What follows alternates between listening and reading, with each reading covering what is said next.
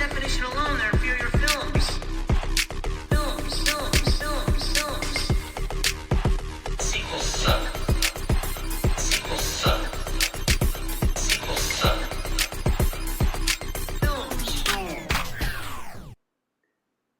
Welcome back, movie fans. This is a podcast, Sequels Suck, the podcast where we talk about sequels, reboots, and remakes. And with me today, we've got Benjamin Norris on the Gold Coast, ready for Big Brother AU. But we're doing a small little podcast. We're here to talk about something big in our lives that we have talked about for the last couple of months. We finally got a Scream 7 trailer. There was rumours of it that it was going to drop on Halloween. There was rumours it was going to come out early November with The Running Man, with Glenn Powell and all that sort of jazz. And then secretly they just dropped it on us. I was just lucky enough, I was online and within a couple of minutes actually dropping on the Scream, the Scream Instagram or the Scream page. I saw it. I was like, no, I was kind of a bit bewildered because I'm like, no, this can't be real. And it was real. And they're like, no, I've got to stop because the plan was a bit of inside baseball. Angus, myself, and Benjamin and myself, we're going to watch it live and try and, have first reactions. But it got to that point where we weren't going to be able to do this thing straight away like most other podcasters and YouTubers did. And I couldn't help myself. I had to watch it, and I'm sure you did too, Ben. I did. Well, you sent it to me, and I woke up in the middle of the night. I think it was 45 minutes after it had dropped. You'd sent it to me. I think you'd sent it on like a different platform. I think you sent it from a group page. I'm not too sure. But definitely watched it. And then I have to tell you, I really struggled going back to sleep because I was so hyped up. Yeah, I was too. And I guess that's what we'll talk about. Like I'm one that has always loved a good trailer. It's always been something I've looked forward to. And I think trailers have become such a big thing in the last 10 years, maybe even more so in the last 5. But my issue with trailers now is I think they show too much. And I do feel like while this loved what I saw, I feel like we saw too much. Yeah, I agree with you. I was really conscious of having this conversation today on not wanting to come across as too negative, but I have to tell you, this is my least favorite Scream trailer that's ever dropped. Whilst I was very hyped up about it, I think my stress with it wasn't exactly what I was expecting to see in the trailer. Like, I thought that they could have dropped quite a lot of the footage that is a little bit more of a spoiler, I guess. But I guess I just want to go straight from the top and tell you what I found really hard to process. Yeah, go for it. The continuum of the storyline needs to be, set, which I didn't feel like that's what had happened. We've heard Neve Campbell as Sydney Prescott talking about 2 girls, or girls, plural, and then here we are in a trailer where they're only talking about one child. So we're only seeing one child. So that seemed really out of the canon for me. Like, they've obviously made a decision to pull back. It's Scream 2022. She's first seen on screen pushing a pram while running around a lake. Yeah, that's part of the exercise routine. There was no kid. Did she have some weights in there? Was she pushing around some heavy weights? Like, are we going to see a flashback where, or are we going to see her opening the new Scream movie where she's running around with a really heavy pram that she has to push around for exercise? Look, that to me is such a huge pill to swallow off the back of Mark Kincaid not being played by Patrick Dempsey. I think we all were so excited about Mark Kincaid coming back because if you're a true Scream fan, I think people liked Patrick Dempsey's character, back in the day as the detective. I thought, we saw this happily ever after at the end of Scream 3, and we've heard Mark being referenced. The fact that Patrick Dempsey wasn't available and that they recast him was already really hard for me to process. And then all of a sudden now they're going back and they're saying that there's only one daughter. Also, I don't know if that actress is the right actress to be playing Sydney's daughter because she doesn't look anything like Neve Campbell. Like, I kind of feel as though my prediction is, could she be a foster child that they adopted at some point? Yeah. Could she Okay. be accident? Could she be, an illegitimate child of Romans that, has been adopted at 14 and has got a vengeance, like I'm saying. And she was like, I want to be like you. I want to be like a fighter. Yeah. And it's making me think of Jill, from Yeah. Scream 4, Yeah. Okay. being a little bit obsessed with her mother, maybe, being a little bit obsessed with her aunt. Yeah. What are your I'm thoughts? Were you? It will, look, again, I don't want to be negative because I think there were so many cool, positive things about the trailer. But again, like I said, I think they show us too much. I'm like, why do you have to reveal too much? And I think with movies these days, especially horror films, it's all about really creative, fun kills as well, or things that shock you. And I think we see pretty much, I could be wrong, but I feel like the opening scene, without over analysing it, is these couple that go to this Stu's house it's been mocked up as the B&B now, and we see this really cool scene where she's hanging from the chandelier, and then she falls on the knife, and I'm like, that's such a cool take on that. That would have been a great reveal in the movie, but you've just shown us in the trailer. Like, why? Like, you could have just had her dangling, and we don't know what happens, and then I don't know. Anyway, there's a few issues there. I agree with you. I'm not. I don't know the actress well enough. I'm sure she'll hit it out of the park, but I agree with you. I feel like, yes, not every child looks exactly like their parents, but I did see for me, there was no correlation. And especially with the blonde hair too, I was kind of like, well, Joel McHale, who's playing the new husband, Mark, I didn't see any resemblance. And so I kind of felt like, for me, that was, I wouldn't say it was jarring, but it was different, and I did feel like you're right, like a foster child adoption type scenario. Though I think that would be weird if they went that path as well, because that, to me, I'm not saying that it doesn't make sense. It makes sense because the character looks different, but I don't think you wouldn't have that gravitas and that emotional thing if you find out she's not really Sydney's child. I think we're Yeah, all going to think she's the killer at that point, right? If in the first 10 minutes of the film they announce that, or they reveal that this is a foster child, I think audiences are going to be like, well, there's going to be some serious motive for this Sydney Prescott child to be the killer. well, it's funny. We talked about Mark Kincaid and the disappointment of him not coming back, and I'm a little bit heartbroken about it too, because I think that they pivoted, and they pivoted a different way. It was very last minute that Joel was brought on the film. Mark obviously had a bit of a role, and I guess the rumour, as soon as Joel came on to replace Patrick Dempsey, there was talk that he would be the first kill. That'd be the opening scene. We'd get rid of him really quick. Well, I'm looking at the trailer, and unless they're really tricking us, he ain't the first kill, and I feel like he's might decently be in the film, like have a bit of scenes. And also, did you notice, this is the other thing that makes it hard for Mark Kincaid possibly to come back? It looks like he's a police officer. Did you not see what he was doing? Exactly. So it's kind of like, oh, what? So she was with the detective Mark. We believe that to Mark. They pivoted and she's with a different Mark, but he's a police officer. I'm like, really? You couldn't have done something different? I don't know. Yeah. The script was written though, so they were they were down the line with the casting of Patrick Dempsey. He was on morning shows. He'd been sent the script. His management were talking about it. I think that script was completely done. And I guess now while we're talking about the script, this is probably the most positive thing that we've learnt when the trailer dropped, was that we got credits from Paramount Spyglass to allow us to see that original script, which was written by the writers that did 5 and 6, now have a co-credit to Kevin Williamson. And we all know Kevin Williamson's writing is so iconic. Like, if you ever watched Kevin Williamson's shows, be it Vampire Diaries, Dawson's Creek, Yep. you always knew the episodes immediately, and like the episodes would start, and 2 minutes in, before the credits would even play, you knew you were listening to Kevin Williamson dialogue. And so that to me is a huge win. So I think that this script has had a lot of rewrites in filming. I think there must have Yeah. been a lot of that happening. Yeah, 100%.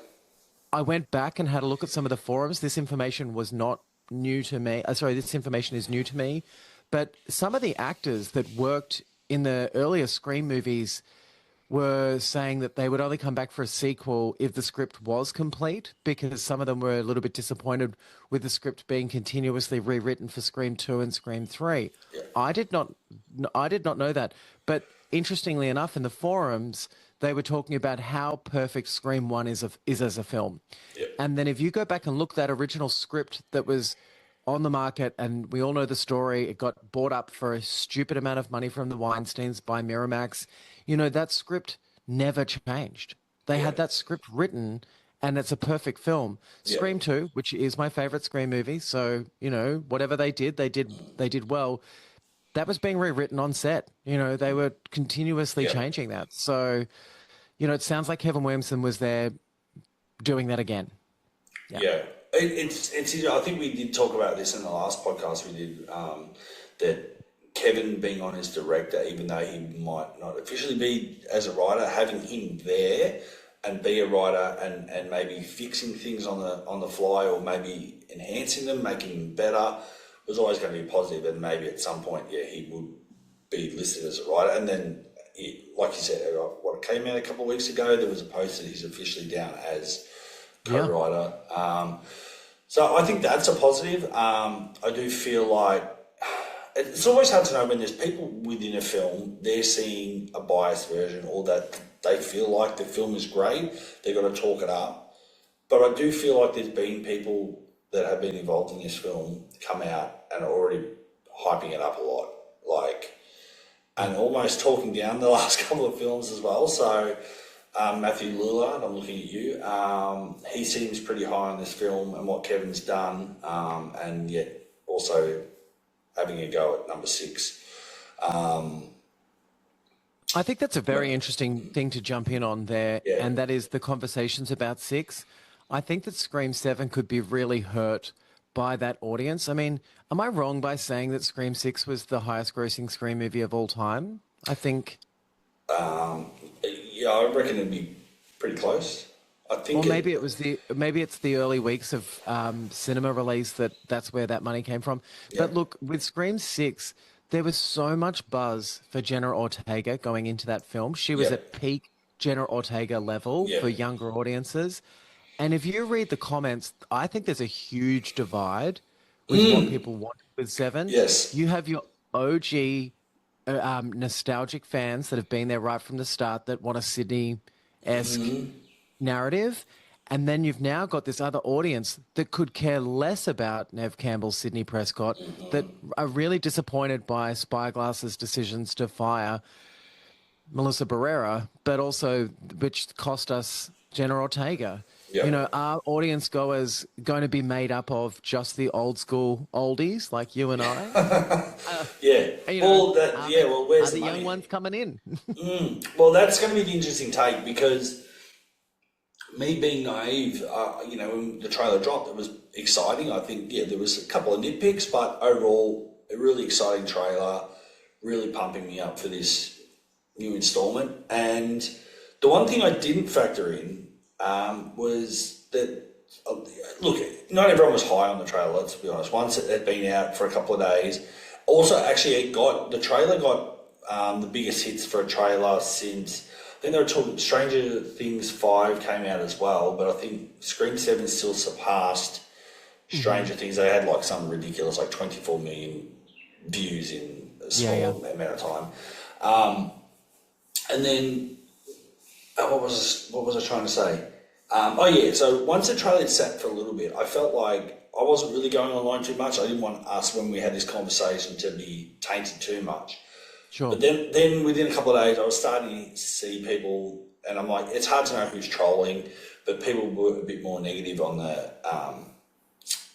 the trailer. And then when you dig a bit deeper, it's like, oh no, it's all the Melissa fans and all the Jenna fans. Well, like, this movie's going to suck. It's crap. We're still boycotting. It should be boycotted. So you're right, there could be a divide. It could be all the old nostalgic fans of the original series going, and there might be a drop off from the newer audiences, which is I get you can be upset with someone being fired and whether you think it was deserved or not, but if you're a fan of Ghostface and horror films, I don't understand how you can not go, oh, well, I'll still go see Seven, and if I like it, I like it. If I don't, I don't. But to completely boycott a franchise off a decision, I don't know. I think also you've got to realize something that we've started to see as a commonality amongst sequels. Mission Impossible being called Dead Reckoning Part 1 was something that really hurt those Mission Impossible films, especially I think because they're quite long. And people were like, God, how long is the story going to go for if there's a part 2? Were we all invested to come back? There is a very strong link to a Scream 8 already. Like everyone's talking Scream 8, everyone's talking 7 and 8. And in the past we have heard, oh, this is the start of a new trilogy, and then it didn't happen. But I think this is much stronger than ever because people are already saying that locations are being locked down, and that's proof that things are happening. Do you know what I mean? I think. Well, I mean, the movie hasn't come out. We haven't even seen the trailer. I reckon even 2 months ago, maybe 3 months ago, I was already hearing that they were ready to greenlight 8. So it's like, well, they must be happy with the product. So yeah, I guess we'll see. We'll see in Feb.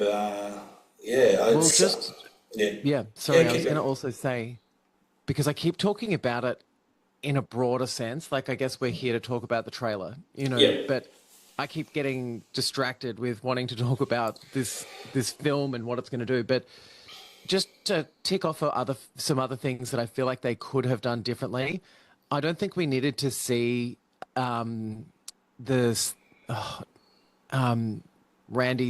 children. What are they called? Mindy and Chad. I don't think we needed to see Mindy and Chad at all in the trailer. No. I think also people didn't recognize Mindy either with her styling. So I spoke to a lot of people and was like, oh, I don't think we needed to see Mindy and Chad. And they were like, was Mindy in the trailer? And I'm like, yeah, go back and rewatch it. She was sort of, I think that could have been saved. I thought that but do you think that's a little bit leaning into the newer generation? Like say, oh, sorry, we couldn't bring back Jenna and Melissa, but we'll give you Chad and Mindy. Yeah, I think that's why they brought those characters back, and maybe that you're right. That's probably what they're doing with the trailer. But I just thought that could have been saved or executed better, like so that we were going, oh, hang on a sec, that's Mindy being Mindy. Like we could have had her being iconically that character. Yeah. That might have worked better in the trailer. We might have seen Chad being stabbed 700 times in the trailer. I don't know, because we would be like, that's not a spoiler, because he gets stabbed in every movie and survives. So, like, I think they could have handled that differently.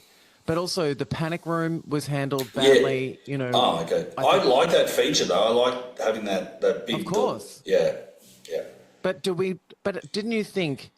Why do we have to see it? It was all? very Scream 2, sort of going behind the production walls. When she'd created that scene certainly did not need to be seen there because it was cool. It's actually the coolest part.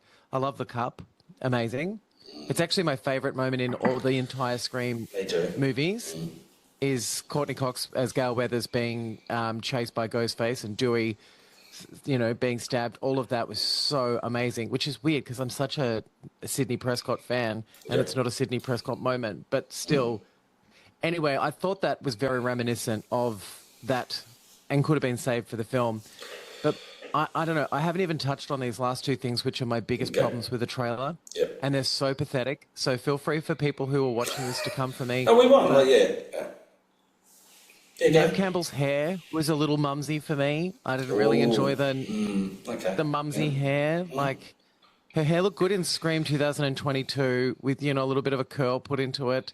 This time round, she was sort of wearing a jumper that she got from Katie's or Suzanne's. International people might not necessarily know those brands, but she kind of looked a bit mumsy in this. I don't know. I was like... And people were commenting on how old she looked, saying she looked like Elizabeth Shue, or saying she looked like other actresses, or talking about how she's aged gracefully because she looks so old. Yeah. That didn't bother me at all. I think Neve Campbell's, just as hot now as she was back in the day. she does have the wrong plumbing for me, so I'm obviously not into it for the same thing as other people. But I genuinely thought they could have done better with her styling. Yeah. I think in the red hoodie over the jacket could have been a bit of a nod to the green hoodie underneath the jacket from Scream 3, so maybe that was the connection with that. But my biggest error of this entire trailer is just one scene of Gale Weathers getting out of the car and saying, "Let's unmask this fucker." Yeah. That was the only moment we saw of Gale. If you go back and look at the history of trailers of Scream, Gale is in the trailer a lot. Yeah. You know? Yeah, what does that all mean? Do we not see a lot of Gale in this one? I don't know, but it's funny you bring up that. I kind of I don't hate that either, in that, well, I do want to have some stuff saved. I don't want to see all of Gale's greatest hits in the trailer necessarily, but I hear what you're saying, because someone else that has become quite a big actress in the last couple of years, barely seen in the trailer, is McKenna Grace. And she was a big signing. She's starting to do a lot of the press and talking, about working with Kevin and all that sort of stuff. Barely saw her, like literally blink and you miss it. So maybe they're trying to save some of that. Like, I did feel like there were some characters we didn't see, but the trailer was heavily focused on this mother-daughter relationship, because like I said, we saw Mark, but again, it was very quick, blink and you miss it, kind of a couple little scenes. They're definitely they're really leaning into this mother-daughter connection. So, but I agree. Which is fine. I feel like they stir too much, because I personally, I like the idea of the panic room and the going through the wall, but then he stabs through the wall. That's cool, but it's like, could have saved it, or could have, alluded to it and just not shown enough of it. And then when she shoots him, like, they got obviously the cameras, and she's like, shoot him now through the wall to your right, and she shoots him and she comes out. I'm like, well, of course he's going to get back up, kind of thing. So I was like, I feel like that looked like that was towards the end of the film, and I was like, he's showing me too much. Just don't.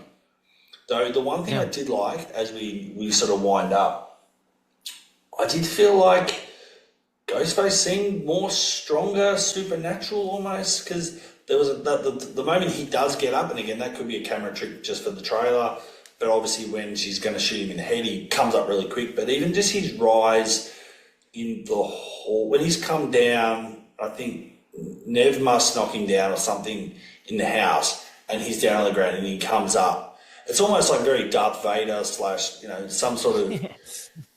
Yeah, it's just... And like, he doesn't look as clumsy, if that makes sense, which we've talked about in the last few films. He looks more dynamic and threatening. Well, I think that could be maybe explained, because that is very obvious to me. Like, I felt like some of those breathing noises that we got when he was emerging. Is this to do with Ghostface being a little AI somehow? Like, the only way they can bring back Roman and Stu and all of these people is if there is some sort of technology being used in some way. I don't know. I think dream sequences are starting to look like the only possibility I can think of to bring some of these people back. Is Sydney being haunted by her previous ghost faces in her dreams? Like, are we going to see that? Because if it is in her dreams, then yes, I guess the functionality of Ghostface could be a little bit supernatural. Do you know what I mean? Yeah. Because it's a dream. Yeah. So that's kind of where I thought that must have been. I mean, it certainly was a choice, right? To have him rise up from the ground like Darth Vader in, Revenge of the Sith. You know what I mean? Yeah. And I guess the other thing, I touched on Matthew Lillard before, but we get to hear his voice right at the end of that trailer too. And I mean, people are already reading into it that he must be the killer, he's back. But never say never. I don't know. I just don't think he survives that. 6 sets up that he was definitely dead. I just don't see a world that makes it realistic that he comes back. But I can, like you said, some sort of AI version / Sydney's ghost, Sydney's memories. I can see that as a possibility. The last thing I would say about this trailer is sort of summing up what we've been talking about in the terms of being shown too much.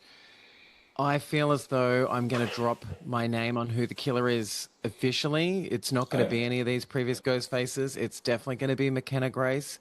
they did show us briefly her wearing the blue Oh, yes, tux, yes, which is the the giveaway. flannel. Yeah. Do you know what I mean? Like as Yeah. soon as I picked up on that Easter egg or whatever you want to call it. I picked up on that clue in the very first watch of the trailer. I was Yeah. like, oh, she's wearing a skirt that is made out of Jill's flannel. Yes. And then when I went after that, I only linked it to that piece of flannel, right? I didn't actually know that this flannel had been in movies previously before with with Billy wearing it and stuff.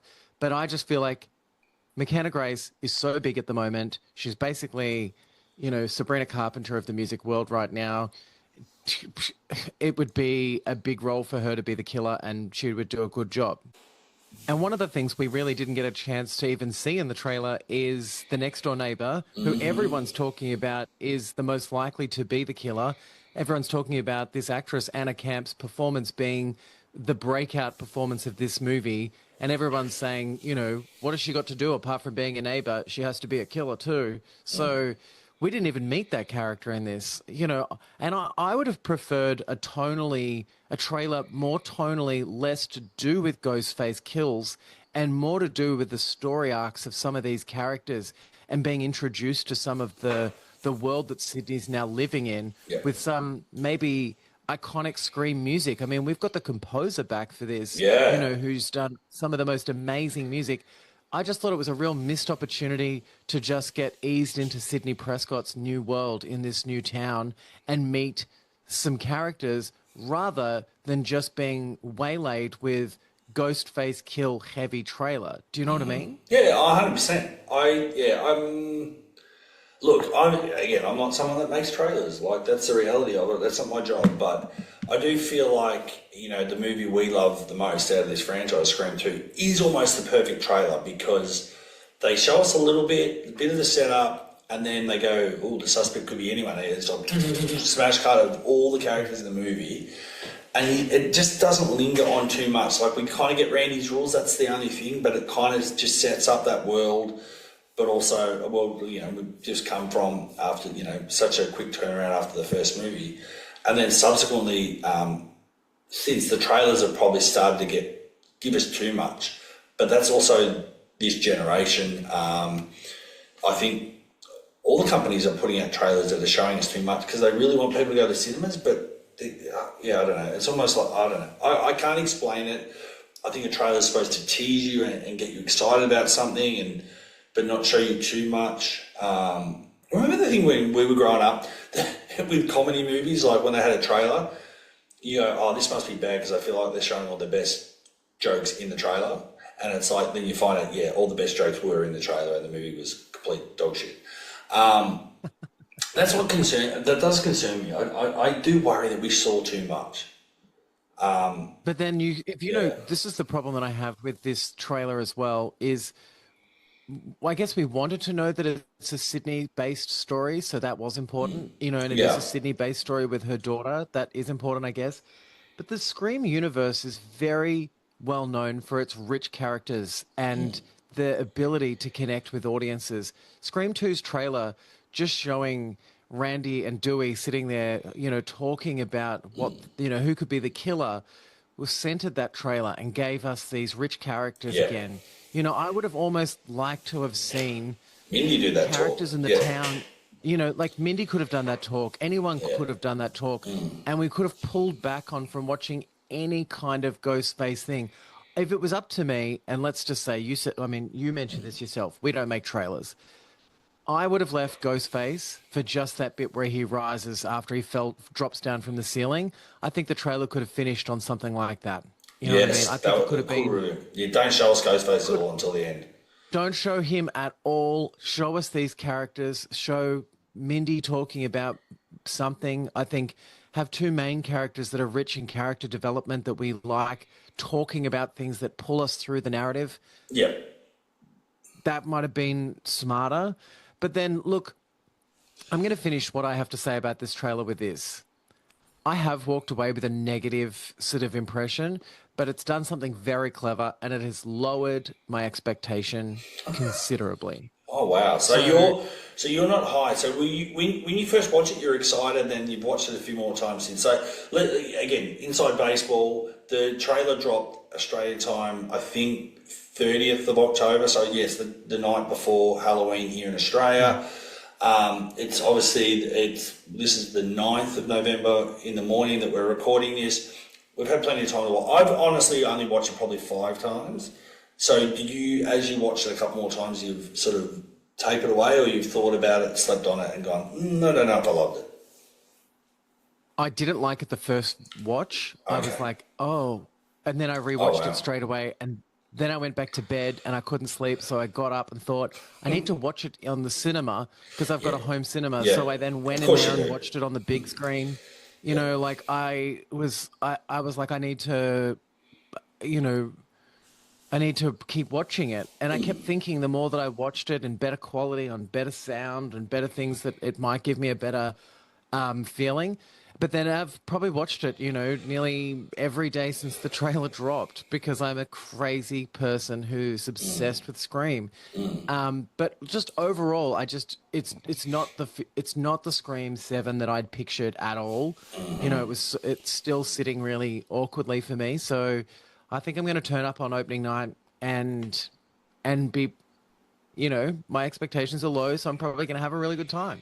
Yeah, it's I'm probably not as negative. I just want to see flashes of stuff. I didn't want too much stuff said to us. I don't know. The one thing I will take away, I agree with you, that would have been cool not to really see Ghostface until that he comes out of the manhole in the house and have that kind of reveal. But I did love Ghostface in the trailer though. And what I mean by that is I did feel like it wasn't a clumsy looking Ghostface chasing someone, falling over things. He just looked like next level, like villain, like I said, like Darth Vader-esque, Freddy Krueger, or Michael Myers, someone that's just going to get back up straight away after getting, almost his head blown off kind of thing. So, and that whole scene where he clearly torches the Stumacher house and so I'm going to burn it all down. That was pretty cool. A little bit silly, maybe, and maybe, again, did we need to see it in the trailer? But they're obviously showing that we're raising the stakes. We're burning the house down. That house that's so iconic for the first film, and then we kind of get a flashback in the Hollywood version in number 3, and then we saw it again in number 5. No, we're getting rid of it. We're not going to keep going back to this house. It's being burnt to the ground. Was kind of cool. But again, could we have... Yeah. I don't know. And so save that as well. And sorry to backtrack. I mean, we talk about trailers and putting trailers together. In fairness to Kevin and people intimately involved in the project, it's one of those things I've found in the last few years that the directors generally don't have a say on what is shown in the trailer.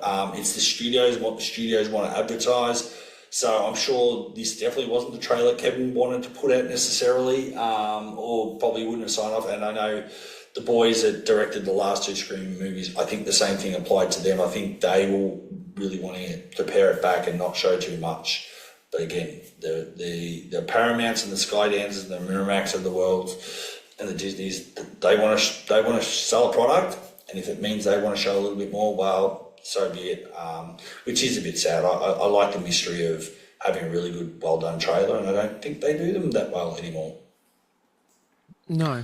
I think we're in a different space though. I think with trailers these days, they're kind of a beast of their own. And I know from people who cut promos here in Australia that you don't ever trust a promo that's being released for a TV series because they're never made by the people that are actually making those series. I've seen that with Big Brothers in the past. The Channel 7 promos for those Big Brother seasons looked epic. They look amazing, but they were tonally very different to what ended up being shown. Yeah. I think that we need to get closer together with the relationship of what is the trailer and what is the essence of the show. I think we need to bring that closer together. Yeah. Making an epic trailer is amazing and is a great idea, but it also needs to do what it needs to do. Do you know what I mean? Yeah. Get bums on seats. Yeah. I sound like I probably did nitpick a bit there, but I definitely wasn't as negative as you were with the trailer. I was very excited by the trailer. I think just seeing Neve back, and obviously she's embraced this role and she wanted to come back. Obviously she was paid well, but I feel like as an actress she was very invested in this film and this idea. So that gives me a lot of positive vibes. I feel like her and Kevin, I mean, they're going to obviously talk about their film positively anyway, but I feel like all the other stuff around that and working together and the collaboration, I feel like everyone was on the same page, everyone was there for the same goal and to make this really great Scream film. So I'm still a little bit higher on the trailer than you were, but I definitely think it excited me to see it because it means it's a reality. We're getting this film and this is what we're to look forward to. But I do agree with a lot of your negative sort of like nitpicks. I think we're in agreement on some of those for sure. I think they could have. It's interesting. When you see a film, I do think, hindsight's a wonderful thing, but you see the film, you go, oh, they could have done that in the trailer, they could have done that in the trailer, why didn't they show us that? Why could they cut this bit down? I don't know. It is what it is. I've made my own trailers before, by the way. Like I've gone to the movie and cut it back and used the footage and made them.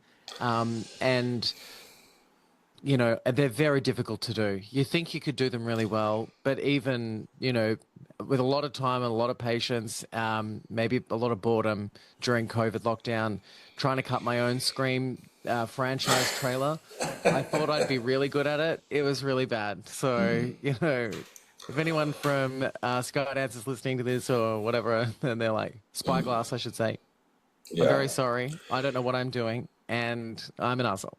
Yeah. Well, I guess as we finish up, now that we're talking about Scream and trailers, obviously, what is your favourite Scream trailer? Do you have a favourite? Scream 2. Yes. Scream well, that's 2. Your favourite movie. Yeah, I do love Scream 2's trailer, but I actually think the Scream 3 trailer is very well done as well. I think that same thing. It's kind of telling a bit of a story. It's telling you the rules of the setup, and we sort of get flashbacks, and they show us, they're just little bits. They don't have to show us everything, and it just builds up that tension, that excitement for that film. And 2 and 3 are just Scream 3 trailer. Scream 3 trailer was the first time we saw Gail Weathers with a terrible fringe. We saw David Arquette and Gail.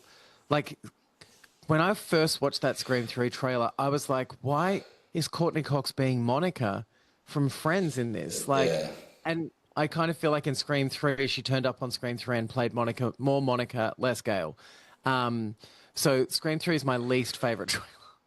Oh, really? Oh, okay. I'll pair it back. I like the visual style of it where they had the swirling, the rules of the trilogy, and then we had all this stuff, and then obviously the swirling was the ghost face.